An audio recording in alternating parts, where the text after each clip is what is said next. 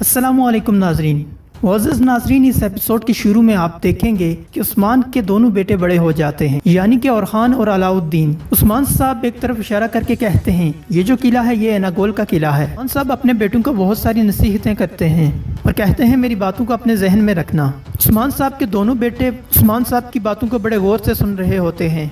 फिर उस्मान साहब अपने बेटों को उनकी ज़िंदगी का मकसद समझाते हैं। इसके बाद उस्मान साहब अपने बेटों को एनागोल किले की फ़तह के बारे में कुछ बातें बताते हैं और फिर वहाँ से रवाना हो जाते हैं। उस्मान साहब अपने बेटों के साथ एक गार में दाखिल हो जाते हैं। अलाउद्दीन कहता है बाबा हम यहाँ पर क्यों आए हैं? उस्मान साहब कहते हैं आओ मैं तुम्हें कुछ दिखाता हूँ।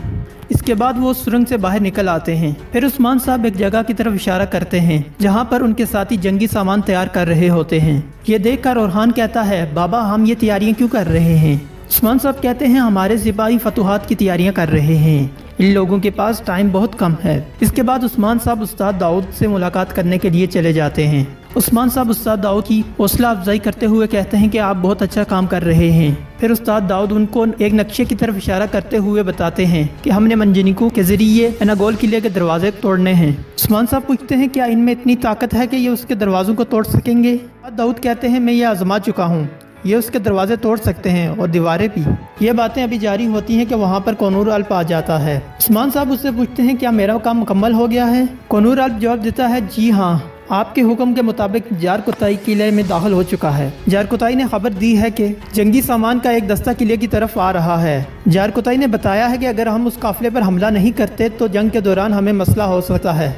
उस्मान साहब कहते हैं अब आया निकोला के कारवां पे हमला करने का टाइम आ गया है। हम उसके काफिले पर हमला करके उसका सारा सामान अपने कब्जे में कर लेंगे। इस पर ओरहान कहता है कि इससे हमारे दरमियान होने वाला मायदा टूट जाएगा। इस पर कोनूर अल्प मुस्कुरा के कहता है आप जानते हैं वो अपने साथ हथियार लेकर आ रहे हैं। अगर हम उन पर हमला करते हैं और उनका सामान अपने कब्जे में कर लेते हैं तो ये हमारी बहुत बड़ी कामयाबी होगी, और अगर ये बात शहंशाह को पता चल जाती है तो उसके काले करतूत शहंशाह को पता चल जाएंगे। ये सुनकर ओरहान कहता है मैं भी इस लड़ाई में शामिल होना चाहता हूँ। उस्मान साहब कहते हैं मुझे मालूम है कि तुम इस जंग में शरीक होना चाहते हो, लेकिन तुम्हें इस जंग में शरीक होने के लिए खुद को मजीद मजबूत करना होगा। इस लड़ाई में गलती की कोई भी गुंजाइश नहीं है क्योंकि तुम उस्मान के बेटे हो, और इंशाअल्लाह एक टाइम ऐसा जरूर आएगा जब तुम मेरे साथ इन लड़ाइयों में शामिल होगे, लेकिन इस सब के लिए तुम्हें खुद को तैयार करना होगा। ओरहान कहता है ठीक है बाबा, अब हम शिकार की तरफ जा रहे हैं। उस्मान साहब भाई सुंगर से कहते हैं कि तुम इनके साथ जंगल में जाओ। उन लोगों के जाने के बाद कोनूर अल्प उस्मान से कहता है कि आपका सऊद के जिरगे के बारे में क्या ख्याल है? उस्मान साहब कहते हैं मैं इस जिरगे में खाली हाथ नहीं जाऊंगा। दूसरी तरफ एनागोल किले में आया निकोला को दिखाया जाता है। उसके पास एक शख्स खड़ा होता है जिसका नाम साइमन होता है। वो उसे एक कपड़ा दिखा रहा होता है। वो शख्स कहता है ये कपड़ा हमारे पादरी इस्तेमाल करते हैं। फिर निकोला उससे पूछता है कि हमारा कारवां कब आएगा? साइमन जवाब देता है बहुत जल्द। निकोला कहता है कि तुम जानते हो कि हमारी शराइत क्या हैं, तुम इन शराइत को नहीं तोड़ोगे, तुम ये कपड़ा पहनकर अपना बेस बदल लेना, और उस्मान को तुम्हारी असलियत के बारे में पता नहीं चलना चाहिए कि तुम कौन हो। दूसरी तरफ गंजे साहब काफ़ी अरसे के बाद कई सिपाहियों से मिलने आ जाते हैं। वो बोरान और उस्ताद दाऊद से मिलते हैं। वो जैसे ही कोनूर अल्प से मिलते हैं तो कोनूर कहता है आप काफ़ी अरसे के बाद आए हैं, आप कहाँ पर गायब थे?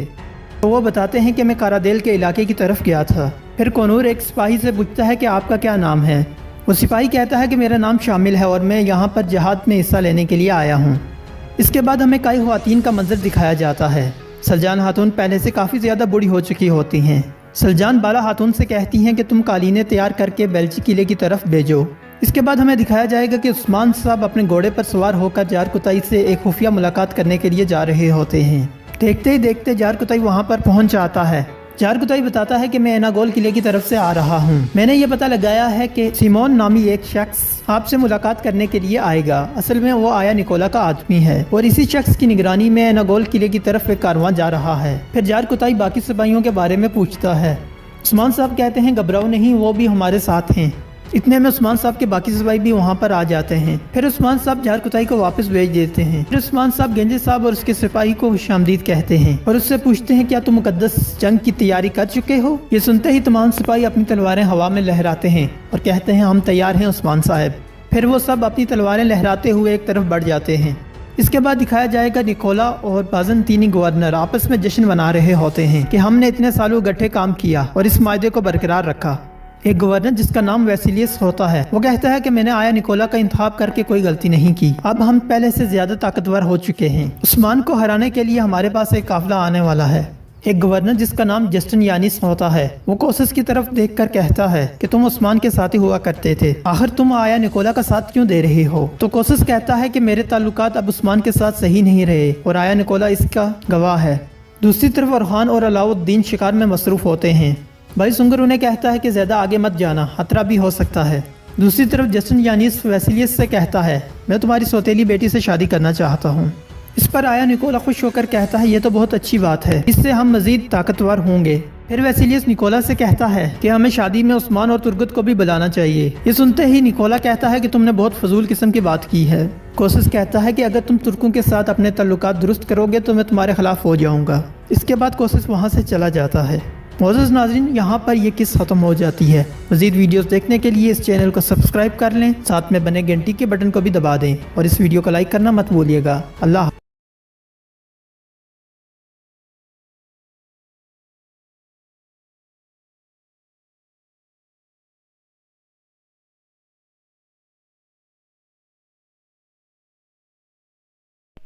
معزز ناظرین، امید کرتے ہیں آپ کو ہماری یہ ویڈیو اچھی لگی ہوگی۔ یہ ویڈیو یہاں پہ ختم ہوگی، آگے والی ویڈیو آگے کوئی بھی ویڈیو نہیں ہے، لیکن جو ہے نا کل ہم نئی ایپیسوڈ اپلوڈ کریں گے اور امید کرتے ہیں آپ کو وہ والی ایپیسوڈ بھی اچھی لگے گی۔ ہم پوری ایپیسوڈ کا اوور ویو بیان کرتے ہیں، ساری چیزیں بیان کرتے ہیں تاکہ آپ کو آگے کی سٹوری پتہ چلتی رہے۔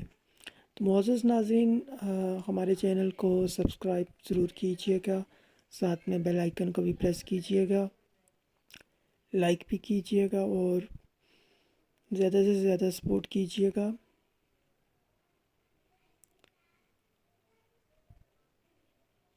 معزز ناظرین، امید کرتے ہیں آپ کو یہ ایپیسوڈ اچھی لگی ہوگی۔ اگر آپ کو ہماری یہ ویڈیو اچھی لگی ہے تو اس ویڈیو کو لائک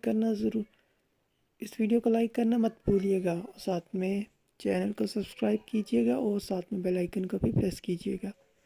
امید کرتے ہیں آپ ہماری آنے والی ویڈیو کا انتظار کریں گے۔ شکریہ۔